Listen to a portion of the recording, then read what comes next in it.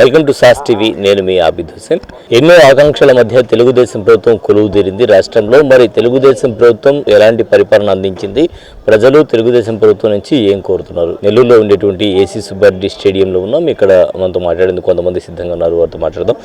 ఈ రెండు ప్రభుత్వాల మధ్య బేరీజ్ నాటికి ఏమంత టైం ఏం కాలేదు. బికాస్ 45 రోజులు కాబట్టి ఇదిగో బాగుంది బాగలేదు అని చెప్పే అంత స్థితికి ఏం రాలేదు.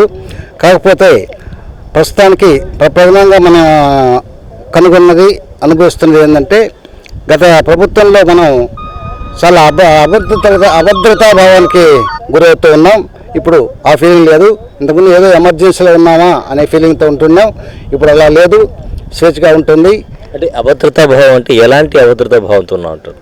భూములు కబ్జా జరిగినా, మరొక ఇంకేదైనా స్కామ్స్ జరిగినా ప్రశ్నించే హక్కు కానీ, ఇతర ఏదన్నా రిపోర్ట్ చేయాలన్నా కానీ భయపడేవాళ్ళం. వాటికి ఎటువంటి పరిష్కారం దొరికేది కాదు. ఇప్పుడు ప్రతి ఒక్కరూ వాళ్ళకి జరిగిన అన్యాయాన్ని అధికారులతో చెప్పే స్థితికి ఎదిగినారు. అదొక డెవలప్మెంట్గా భావించవచ్చు. చంద్రబాబు నాయుడు పరిపాలన బాగుంటుందని అందరూ ఆశిస్తా ఉన్నాం. కాకపోతే ప్రస్తుతానికి ఇదిగో చాలా బాగుందని చెప్పే స్థితిలో మాత్రం లేదు. విద్యా వాలంటీర్ల వ్యవస్థ ఏదో అతను కొంచెం నసికాడు, బాగలేదు అన్నట్టుగా అతను అన్నట్టుగానే ఇప్పుడు అదే వాలంటీర్ లేకుండానే సచివాలయం ద్వారానే 1వ తేదీ కల్లా ఈ పెన్షన్లు వేయటం ఇవి జరుగుతూనే ఉన్నాయి. ఉద్యోగస్తులకి కొంచెం అటు ఇటు 2వ తేదీ వరకు 2వ తేదీ లోపలనే శాలరీస్ పడుతూ ఉన్నాయి. హెచ్ఆర్ కూడా ఏదో పెంచుతూ నిర్ణయం తీసుకున్నారు. అది ఇంకా మన దగ్గర రాలేదు, చూస్తాం అది ఎంతవరకు వస్తుందో. కాకపోతే ఇక కొంతమంది ఐఆర్లు, టీచర్స్, ఎంప్లాయీస్ హౌస్ ఇది పెంచుతామన్నారు. హెచ్ఆర్ఏనా? హెచ్ఆర్ఏ వచ్చేసి వాళ్ళకి సెక్రటేరియట్కి పెంచారు. సెక్రటేరియట్ స్టాఫ్కి అది అందరికీ వర్తించదు, మాకేం లేదు కాబట్టి అది మాకేం రాదు. కాకపోతే ఇప్పుడు అందరూ పిఆర్సీ కోసం వెయిట్ చేస్తూ ఉన్నారు, అందరూ ఎక్స్పెక్ట్ చేశారు. తను కూడా ప్రకటించున్నాడు. కాబట్టి త్వరగా పిఆర్సీ అనౌన్స్ చేసి ఈలోపుగా ఐఆర్ ఇంటీరియర్ రిలీఫ్ అనౌన్స్ చేస్తే బాగుంటుందని చాలామంది కోరుకుంటుంటాం. యాజ్ ఏ రిటైర్డ్ టీచర్ నేను కూడా అదే కోరుకుంటున్నాను సార్. ఒక రిటైర్డ్ టీచర్గా ఇప్పుడు ఈ అమ్మఒడి గురించి కూడా ఎక్కువగా ప్రచారం జరుగుతుంది. సో చెప్పండి, అంటే డిలే అవ్వడం వల్ల ఏదైనా ఇబ్బందులు ఉండేటువంటి అవకాశం ఉందా ఈ అమ్మఒడి అనేది? అంటే విద్య అనేది చాలా ఇంపార్టెంట్ కాబట్టి దీన్ని డిలే చేయడం వల్ల ఏమైనా ప్రజలు ఇబ్బంది పడేటువంటి సందర్భాలు ఏమైనా ఉంటాయా? సార్, అమ్మఒడి అనేది పూర్తి ప్రాఫిటబుల్ స్కీమ్ అయితే కాదు నా దృష్టిలో. ఎందుకంటే అమ్మఒడి అనేది ఇచ్చేసాడు, ఆ పిల్లగాడికి మాత్రం పెద్ద ఉపయోగపడటం లేదు, పేరెంట్స్ మాత్రం ఉపయోగపడుతుంది. ఆడికి ఓకే, అది పెట్టేసి గత ప్రభుత్వంలో 3, 4, 5 క్లాసులని పెద్ద స్కూల్స్ పంపించేశాడు. అక్కడ పిల్లకాయలంతా స్టాగ్నెంట్ అయిపోయారు. ఇక్కడ వచ్చేసి 1, 2 క్లాస్ పిల్లకాయలు తక్కువగా ఉండరు కాబట్టి ఇక్కడ టీచర్స్ని పెరికేసి సింగిల్ టీచింగ్ చేసేసాడు. ఇక్కడ వీళ్ళు ఏం చెప్తారు అని చెప్పి పిల్లకాయని ఇక్కడ చేస్తలేదు. సో టోటల్గా ఆ ప్రోగ్రామ్ నా దృష్టిలో ఫెయిల్ అయిందని చెప్పాలి. ఇతనేదో అందరికీ ఇస్తానని చెప్తున్నాడు, ప్రైవేట్ వాళ్ళకి, గవర్నమెంట్ వాళ్ళకి కూడాను. ప్రభుత్వ స్కూళ్ళు బలోపేతం అయ్యున్ను అనేది నా ఉద్దేశం. లేదు, ఎంతమంది ఉంటే అంతమందికి ప్రైవేటు మరియు గవర్నమెంట్ ఇద్దరికి ఇస్తామని చెప్పున్నాడు. అఫ్కోర్స్ మంచి పథకమే. అంటే ఓకే, కొంతవరకు బాగానే చేస్తున్నారు. కాకపోతే వాళ్ళకి కొంత టైం కావాలా, ఆ టైం ఇచ్చి చూడాల్సిందే. మనం ఈ 45 డేస్లో ఏదో చేయాలని మనం ఆశించడం కూడా తప్పది. ఎందుకంటే చాలా బొక్కలు ఉన్నాయి. ఆ బొక్కలన్నీ వాళ్ళు సరి చేసుకునేపాటికే చాలా టైం తీసుకుంటుంది. మొత్తం అసలు ఇప్పుడు రాజకీయ నాయకులు, ఎంప్లాయీస్ వాళ్ళు అసలు ఏ విధంగా చేసినారో వాళ్ళకే తెలియదు. ఇప్పుడు వాళ్ళని వెళ్ళి మనం అడిగామనుకో, సార్ ఏం జరిగిందంటే, ఏం జరిగిందో సార్ అప్పుడు మాకు తెలియదు, ఏదో జరిగింది అయిపోయిందని చెప్పగలరు. కానీ వాళ్ళు కూడా దానికి క్లారిటీ ఇచ్చే పరిస్థితులు లేరు. కాబట్టి అవన్నీ ఇప్పుడు వీళ్ళని సరి చేసుకోవాలి. ప్లస్ లోడ్ బడ్జెట్లో ఉంది. వీళ్ళు చెప్పిన హామీలన్నీ ఇచ్చేయాలంటే మనీ లేదు. కాకపోతే చెప్పింది కాబట్టి ఎంతమంది చేయకపోతే మళ్ళీ పబ్లిక్లో ప్రాబ్లం వస్తుందని చెప్పేసి వాళ్ళ ప్రయత్నం వాళ్ళు చేస్తున్నారు. ఓకే, ఈ 45 రోజుల వరకు అయితే ఓకే, గుడ్, బాగానే ఉంది. ఇంకేం చేస్తారో చూడాలి. బాగా చేసి ఇప్పుడు వాళ్ళు చెప్పినవన్నీ ఇట్లాగా చేయగలిగితే ఇంకా ఈ 5 years కాకుండా నెక్స్ట్ 5 years కూడా ఈ కూటమే ఉంటుంది.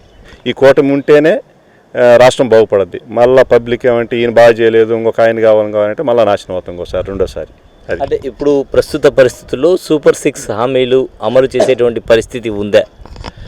వాస్తవంగా అయితే లేదు, ఫైనాన్షియల్ పరంగా అయితే. కాకపోతే ఇంకోళ్ళు చెప్పారు కాబట్టి చేయకపోతే పబ్లిక్ మళ్ళీ కూడా చేయలేదు అంటారని చెప్పేసి దానికోసం ప్రయత్నం చేయడమే కానీ అసలు ఈ పబ్లిక్ కూడా రియలైజ్ అయ్యి ఈ సూపర్ సిక్స్లు ఇవన్నీ అవసరం లేదు, మాకు ఉచితాలు అసలు ఏం అవసరం లేదు, మాకు ఫ్రీగా ఎడ్యుకేషన్ ఇవ్వండి, ఫ్రీగా వైద్యం ఇవ్వండి, ఇవన్నీ కానీ పబ్లిక్ వచ్చి కానీ చెప్పగలిగితే గవర్నమెంట్ ఇంకా బాగా చేయగలరు. అంటే స్వచ్ఛందంగా పబ్లిక్ రావాలి, ఇవన్నీ మాకు అవసరం లేదు ఉచితాలు ఇచ్చేది, మాకు ఉద్యోగం ఇవ్వండి, లేకపోతే విద్య చేయండి, చదువు ఫ్రీగా చెప్పండి, ఆరోగ్యం ఏంటి, హెల్త్, ఈ 3 చాలు. అంతే కదా మనిషికి కావాల్సింది ఫ్రీ ఎందుకు? ఇప్పుడు ఒక వ్యక్తిని చదివించారు వాళ్ళ అబ్బాయికి ఉద్యోగం ఇచ్చారు, లేదన్నా బాగాలేదు హాస్పిటల్, ఈ 3 కదా కావాల్సింది, అయిపోయింది ఎనఫ్. కాకపోతే మనం అట్లా ఈ రాజకీయ నాయకులు ఇట్లా అలవాటు చేసేసి వాళ్ళని పబ్లిక్ని దానికే ఆశపడుతున్నారు. కాకపోతే ఇప్పుడు కొంతమంది రియలైజ్ అయ్యారు. కాకపోతే వీళ్ళు రాజకీయ నాయకులు చెప్పట్లా, ఏమని నిజం చెప్పాలా, అమ్మ మేము చెప్పాము గెలిచేదానికోసం ఇంకో దానికోసం చెప్పాము, ఉన్న పరిస్థితి ఇది, ఇంత లోడ్ బడ్జెట్ ఉంది, ఇంత ఈనాటికి ఇంత సరిపోదు, మీరే చెప్పండి, మీరేం చేయమంటారు మమ్మల్ని? అసలు వచ్చిన రాజకీయ నాయకులు పబ్లిక్ని మీరేం చెప్పండి మేము అది చేస్తాం అని చెప్పి అడగైతే ప్రజల నుంచి కూడా ప్రజాభిప్రాయ సేకరణ తీసుకోవాలంటారు. అంటే శ్వేతపత్రాలు అయితే అసెంబ్లీ విడుదల చేస్తున్నారు, ఊరికే చెబుతారు ఎంత దోపిడీ, ఇసుకలు ఎంత దోపిడీ జరిగింది, మైన్స్లో ఎంత జరిగింది, లేకపోతే ఇంకో జరిగింది దోపిడీ అని చెప్తారు. ఆ శ్వేతపత్రం వాళ్ళు వచ్చేది ఏం లేదు. ప్రతి మీటింగ్లో పబ్లిక్ని అడగాల, ఉన్న పరిస్థితి ఇది ఏం చేయమంటారు చెప్పండి, మనం చేయగల పరిస్థితి కూడా ఇదే ఉంది, మనకి ఇంత ఇన్కమ్ వస్తుంది, ఇంత ఇది ఉంది, ఏం చేయమంటారు చెప్పండి అంటే పబ్లిక్ రియలైజ్ అవుతారు. అప్పుడు రియల్ అయినప్పుడు ఒరిజినాలిటీ వస్తుంది. ఎవరికి వాళ్ళు ఓహో నిజం ఇది కదా, ఊరికి అబద్ధాలు చెప్పి మనం ఏమంటే అప్పులు చేస్తారు, ఆయన 1,000 కోట్లు 1,00,000 కోట్లు చేసిపోయాడు, ఈయన ఒక 2 లక్షలు చేస్తాడు, చివరికి కట్టాల్సిన పబ్లిక్ కదా ఏదో ఒక రూపంగా, నా బండి ఆపుతాడు 5,000 వేస్తాడు, ధరలు పెరిగాయంటారు. అబద్ధాలు కదా, నిజం చెప్పాలి. వీళ్ళు ఏదైతే ఉందో మేము ఏదైతే చేయగలం అనుకుంటారో అది నిజం చెప్పారనుకోండి పబ్లిక్ రియలైజ్ అవుతారు. రాజకీయ నాయకులు నిజం చెప్పడం అలవాటు చేసుకోవాలి. ఉన్న పరిస్థితి ఇదైతేనే చేయగలుగుతామే. ఇప్పుడు మేము గెలిచేదానికోసం 100 అబద్ధాలు చెబుతాం, గెలిచిన తర్వాత ఇది కాబట్టి ఆ సీట్లో కూర్చుంటే కానీ ఏం చేయలేం కాబట్టి చెప్పింది కూడా మేము కూడా అబద్ధాలే ఒప్పుకోవాలి. అది ఇదేం చెప్పారనుకోండి అక్కడి నుంచి స్టార్ట్ అవుతుంది బేస్. అది చాలా చక్కగా చెప్పారు. ప్రధానంగా ఏంటంటే సంక్షేమం కాదు, సంక్షేమంతో పాటు అభివృద్ధి ఉండాలి. అదేవిధంగా ఒక ఇంటికి ఒక ఉద్యోగం అనేది ఇస్తే వాడు రేషన్ బియ్యం మీదో లేదంటే ప్రభుత్వం ఇచ్చేటువంటి వాటి మీద ఆధారపడేటువంటి పరిస్థితి ఉండదు. ఎందుకంటే ప్రభుత్వం నుంచి డైరెక్ట్గా జీతం వస్తుంది కాబట్టి ఆ జీతం అది ప్రభుత్వ ఉద్యోగం కావచ్చు, ప్రైవేట్ ఉద్యోగం కావచ్చు. ఇండస్ట్రీస్ వచ్చి ఉద్యోగాలు వస్తే ఆటోమేటిక్గా ఎవరి మీద ఆధారపడాల్సినటువంటి పరిస్థితే ఉండదు. అలాగే విద్య, వైద్యం ఈ 2 సంక్షేమ పథకాలు మాత్రం ఇచ్చి మిగతా ఏది ఇవ్వకపోయినా కూడా ఒక ఉద్యోగం అనేది కల్పిస్తే మాత్రం ఖచ్చితంగా రాష్ట్రం అభివృద్ధి పదంలో ప్రయాణిస్తుంది. అదేవిధంగా క్లీన్గా ప్రజలకి ఇలా ఉంది ఆర్థిక పరిస్థితి అని చెప్పేస్తే అసలు ఎలాంటి సమస్య ఉండదు అంటున్నారు. ప్రజల నుంచి కూడా అభిప్రాయ సేకరణ ప్రస్తుత ప్రభుత్వం తీసుకుంటే ఇంకా అద్భుతమైనటువంటి పరిపాలన అందించవచ్చు అంటున్నారు. మరొకరితో మాట్లాడే ప్రయత్నం చేద్దాం. చంద్రబాబు రావడం ఆంధ్రాకి మహర్దశ పట్టినటువంటి మహద్భాగ్యం. కాబట్టి ప్రజలు, ఇక్కడ ఉన్నటువంటి ప్రజలు కానీ, నిరుద్యోగులు కానీ, ఉద్యోగులు కానీ, అన్ని వ్యాపారస్తులు కానీ అందరి ఏడల కూడా ఆయన ప్రేమ, దయ, ఆప్యాయత, ఆత్మీయత అన్నీ కూడా రంగరించి ఉన్నటువంటి వ్యక్తి. కాబట్టి ప్రతి ఒక్కరు కూడా శాంతిగా, సుఖంగా, ఆనందంగా, హాయిగా, ప్రసన్నంగా, ప్రశాంతంగా వాళ్ళ యాత్ర వాళ్ళు సలుపుకునేదానికి ఎలాంటి ఇబ్బందులు లేకుండా, కొంత రాజకీయంగా సంక్షోభం లేకుండా రాష్ట్రాన్ని రూల్ చేయగలిగినటువంటి guts, daring, tempo, talent, technique అన్నీ మేళవించిన వ్యక్తి. కాబట్టి అందరూ ప్రజలు కూడా హ్యాపీగా, నిరుద్యోగులు కానీ, ఉద్యోగులు కానీ అందరినీ కూడా సంతోషంగా చూసేటువంటి మైండ్ సెట్ ఉంది. కాబట్టి రాష్ట్రానికి మంచి రోజులు వస్తాయి, వచ్చాయని కూడా నేను భావిస్తాను. అంటే ఇప్పుడు ప్రధానంగా వైసీపీ సూపర్ 6 అమలు చేయట్లేదని ఆరోపిస్తున్నారు. సూపర్ 6 పరిస్థితి నక్కల బొక్కలు ఎతుకుతాయని. కాబట్టి ప్రతి ఒక్కరు వాడి తప్పులను కవర్ చేసుకునే దానికి ఎదుటి పైన కామెంట్స్ చేయడం అనేది ఇది సహజం. వాడి పాయింట్స్ని కవర్ చేసుకోవాలంటే ఎదుటి కామెంట్ చేయాలి. కాబట్టి it is quite but natural in each and every person. కాబట్టి ఇది ఆయన ఫ్యాషను, ఇది ఈయన ఫ్యాషను. కాబట్టి మన రాష్ట్రానికి మహర్దశ పట్టినట్టు అన్ఎంప్లాయీస్ కానీ, ఎంప్లాయీస్ కానీ, ప్రజలు కానీ అందరూ కూడా అన్ని వర్గాల వాళ్ళు, అన్ని తెగల వాళ్ళు అందరూ కూడా సంతోషంగా ఆంధ్రాలో మసులుకునేదానికి మహదా అవకాశం. ఇది ఒక సువర్ణ అవకాశం మనకి చంద్రబాబు నాయుడు రావడం అనేది మాత్రం చాలా. మీరేమో సువర్ణ అవకాశం అంటున్నారు, వాళ్ళేమో హింస పెరిగిపోతుంది, హత్యలు జరిగిపోతున్నాయి. గాలివన మాటలు. ఒక రకంగా చెప్పాలంటే ఊరికనే మాట చెప్పడం అనేది, మాట వదలడం అనేది చాలా తేలిక, ఆచరణలో పెట్టడం అనేది చాలా కష్టసాధ్యమైన మాట. కాబట్టి ఆయన పరిధిలో ఆయన మంచిగా చూడాలనేటువంటి దృక్పథంతో ఉన్నారు. ఇప్పుడు మన ఇంట్లో నలుగురు కొడుకులు ఉండరా, నలుగురు ఒకలాగా ఉంటారా? ఒకటి తూర్పు అంటే ఇంకోటి పావం అంటాడు, ఇంకోటి ఉత్తరం అంటే దక్షిణం అంటాడు. కాబట్టి అందరినీ సాటిస్ఫై చేయాలంటే one should not satisfy each and every person in the state. శాంతి భద్రతల పరిస్థితి ఢిల్లీ వేదికగా వైఎస్ జగన్ పోలీస్ ఫోర్స్ ఉంది కదా, పోలీస్ ఫోర్స్ ఉంది, వాటిని అన్ని కూడా చేయగలిగే సమర్థత ఉంది, ఆయనలో గట్స్ ఉన్నాయి, డేరింగ్ ఉంది, టెంపో ఉంది, టాలెంట్ ఉంది, టెక్నిక్ ఉంది. మన రాష్ట్రానికి ఇది ఒక మహర్దశగా మనం భావించాలి, స్వర్ణయుగం ఇది. ఖచ్చితంగా లోకేష్ కానీ మన చంద్రబాబు నాయుడు గారు కానీ వారి యొక్క పరిపాలనా యంత్రాల్లో ఉన్న మంత్రులు కానీ అందరూ కూడా మంచి సంకల్పంతో రాష్ట్రాన్ని అభివృద్ధి చేసేదానికి సహకరిస్తారు. మనం ఈ మామూలుగా ఎదగతా ఉంటే రాళ్ళు వేసేవాళ్ళు ఇప్పుడు ఉంటారు. కాబట్టి కామెంట్స్ అనేది క్వైట్ బట్ న్యాచురల్. దానికి జంకినామంటే వాడు కన్నం కేల్కతం బ్యాన్ బజావ్ అనేది నా అభిప్రాయం. కాబట్టి రాష్ట్రం సుభిక్షంగా ఈ 5 ఏళ్లలో మంచి మార్పు వస్తుంది. అమరావతి కూడా డెవలప్ చేస్తాడు, తర్వాత విశాఖపట్నాన్ని కూడా ఆర్థిక రాజధానిగా డెవలప్ చేస్తాడు. ఇతను 500 కోట్లు ఆడ కుమ్మరిచ్చినా దాన్ని వినియోగించుకునేదానికి చేస్తాడు. ఈయన మాదిరిగా వాటిని వదలడు, మంచిగా డెవలప్ చేసేదానికి అవకాశాలు ఉన్నాయి. ఖచ్చితంగా మన రాష్ట్రం ముందంజలో ఉంటుంది అన్ని రాష్ట్రాలతో పోల్చుకుంటే. కాబట్టి మన రాష్ట్ర ప్రజలందరం కూడా నిజంగా చంద్రబాబు రావడం మనందరికీ ఒక అదృష్టంగా నేను భావిస్తున్నాను. కాబట్టి రాష్ట్రం సుభిక్షంగా, శాంతిగా, సౌఖ్యంగా, అన్ఎంప్లాయ్మెంట్ ప్రాబ్లం కూడా సాల్వ్ అవుతుంది. వనరులను కూడా సరైన రీతిలో వినియోగించుకునేదానికి అన్ని విధాల ఆయన సహకరిస్తారు. మంచిగా మన రాష్ట్రం ప్రజలు ఇచ్చిన తీర్పు 100% కరెక్ట్. ఇది ఒక స్వర్గధామంగా వెలసలద్ది భూమి మీద. కాబట్టి ఇబ్బంది లేదు. అన్ని మతాల వాళ్ళకి, అన్ని కులాల వాళ్ళకి, అన్ని తెగల వారికి, అన్ని జిల్లాల వారీగా, అన్ని తాలూకాల వారీగా, అన్ని గ్రామాల వారికి కూడా అందరూ శాంతిగా, సౌఖ్యంగా, ఆనందంగా, హాయిగా, ప్రసన్నంగా, ప్రశాంతంగా మన వాతావరణం ఉంటుంది. మన రాష్ట్రం ముందంజలో తీసుకుని వస్తాడని నా భావన. సో రాష్ట్రం అన్ని రంగాల్లో ముందుంటుంది. రాక్షస పాలన నుంచి ఒక మంచి పరిపాలన అంటే విముక్తి కలిగింది, మంచి పరిపాలన వైపు అడుగులేస్తోంది. అదేవిధంగా ప్రజలు తీసుకున్న నిర్ణయం ఏదైతే తెలుగుదేశం ప్రభుత్వాన్ని గెలిపిస్తూ తీసుకున్నారో 200% రైట్ నిర్ణయం అని చెప్తున్నారు. ప్రజల ఆకాంక్షలకు అనుగుణంగా పరిపాలన సాగుతుందా? సాగుతుంది. ఎలా అంటే అన్ని విషయాల్లో ఇప్పుడే కదా వచ్చింది. 6 నెలలకు, సంవత్సరం రోజులు టైం ఇవ్వాలా, చేస్తాడు, వీలైనంత వరకు చేస్తాడు. అంటే కేతిరెడ్డి చెప్పినట్టు ఇప్పుడే సంక్షేమ పథకాలు ఎక్స్పెక్ట్ చేయొద్దు, వెయిట్ చేయండి. పథకాలు చేస్తున్నాడు కదా, ఇప్పుడు సంక్షేమ పథకాలు చెప్పినవి చేస్తానే ఉన్నాడు. క్రమేణా ఏది చేయకుండా ఉండలేదు కదా, చేస్తానే ఉన్నాడు. ఒక్క తడవ అన్నీ కావు కదా, కొంచెం టైం పడుతుంది. అలాగే చంద్రబాబు నుంచి ప్రజలు ఏమి ఎక్స్పెక్ట్ చేస్తూ ఉన్నారు? పరిపాలన తెలుసు, అనుభవం ఉంది, చేయగలడు, నేను నమ్మకం ఉంది, చేస్తాడు కూడా. అంటే వైఎస్ జగన్ ఢిల్లీ వేదికగా చెప్పారు రాష్ట్రంలో హింస పెరిగిపోయింది, మడ్డలు జరుగుతున్నాయండి. జరగలేదు కదా, అంతకుముందు 5 సంవత్సరాలు జరిగింది. ఇప్పుడు జరగటం లేదు కదా, అసలు ఎక్కడ జరుగుతుంది? అసలు దౌర్జన్యం, హింస, రాజకీయాలు లేవు కదా అసలు. ఇంతకుముందు మాదిరిగా ఎక్కడ ఉంది? అసలు కరెక్ట్గానే ఉంది కదా.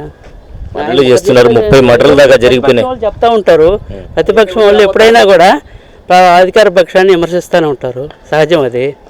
కానీ అది ప్రజలకు వాస్తవం తెలుస్తుంది కదా, ప్రజలకు తెలియకుండా ఏం లేదు కదా. అంతకుముందు ఎట్లుంది, ఇప్పుడు ఎట్లుంది. అంతకుముందు ఎందుకు ఓడిచ్చారో కూడా తెలుసు కదా జనాలకి. అది ఉందనే ఓడిచ్చారు.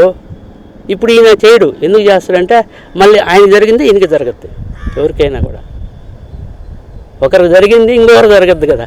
ఇప్పుడు ఆయనైనా ఎవరైనా ప్రజలకు టోటల్గా మేలు జరిగిందా లేదా, ప్రజలకు మంచి జరిగిందా లేదా, రాష్ట్రం అభివృద్ధి చెందిందా లేదా, అది ముఖ్యం. ఇప్పుడు 5 సంవత్సరాలు బేసిక్ చేసుకుందాము. 5 సంవత్సరాల్లో ఇంతకుముందు 2014 నుంచి 19 దాకా ఏం జరిగింది? పోలవరం కానీ, అమరావతి కానీ జరిగింది.